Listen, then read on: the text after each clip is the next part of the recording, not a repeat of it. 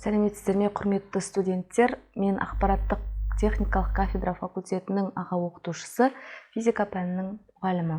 Бүгінгі біздегі видео лекцияның тақырыбы, яғни физика ғылымы туралы мәліметтер.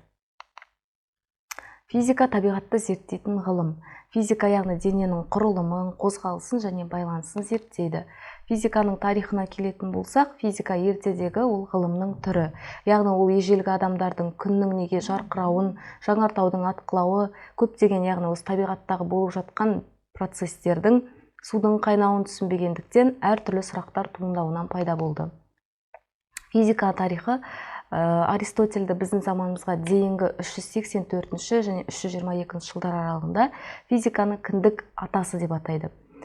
Өйткені оның еңбегінің, яғни бірі физика 8-ші кітап, ол түгел физика ғылымы болып табылады. Яғни физика ғылымындағы барлық кездесетін процестерді, жаңағы терминдердің барлығын қамтитын кітап болып табылады.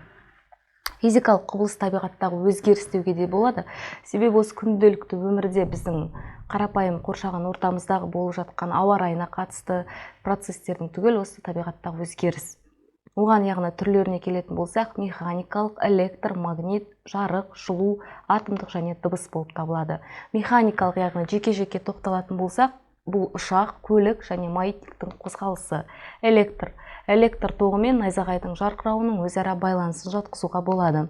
Магнит ол екі түрлі нейтральдық сымдардың электр тоғының арасынан өткізілген кездегі өзара қозғалыс.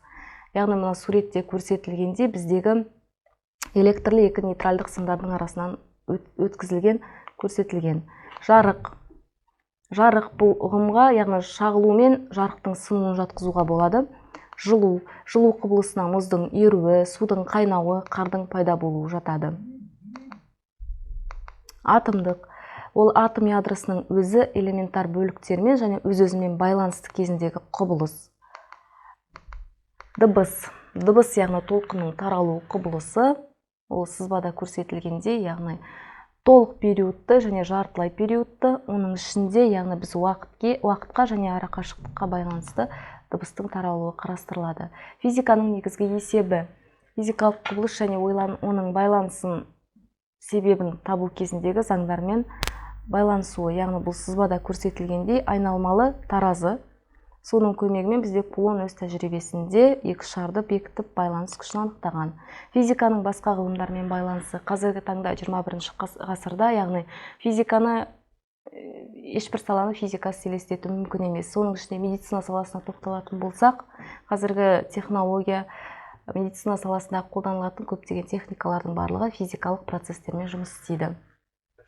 Бүкіл ғылым физикадан басталған, себебі физика ол бастаманың басы әлде табиғаттың басы. Физика байланысы сонша, тіпті адамдар да оны көрмейді.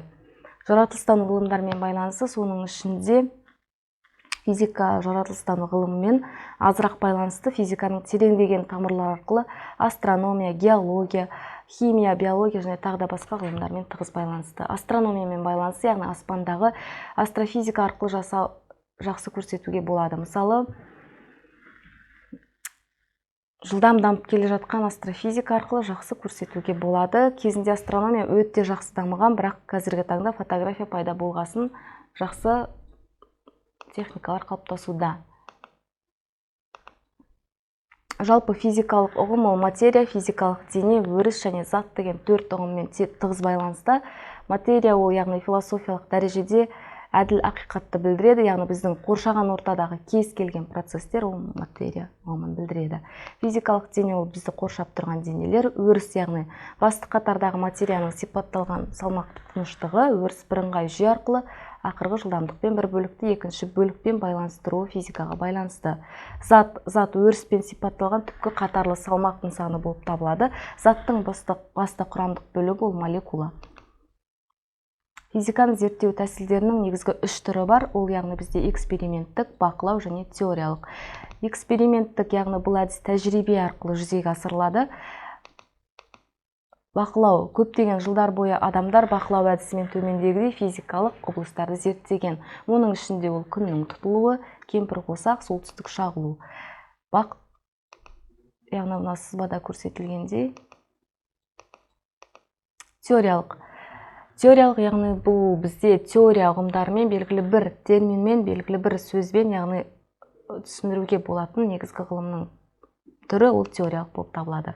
Қорытынды, яғни физика бізде табиғатты зерттеу ғылымының бірі, ол негізгі біздің заманымызға дейінгі 5-ші ғасырда Грецияда пайда болғаннан бұрын шыққан. Содан бері бұл ғылым өркендеп өзгере бастады. Физика ол тағы да басқа маңызды ғылымдармен байланысты. Физиканың арқасында әлемді танып білуге болады.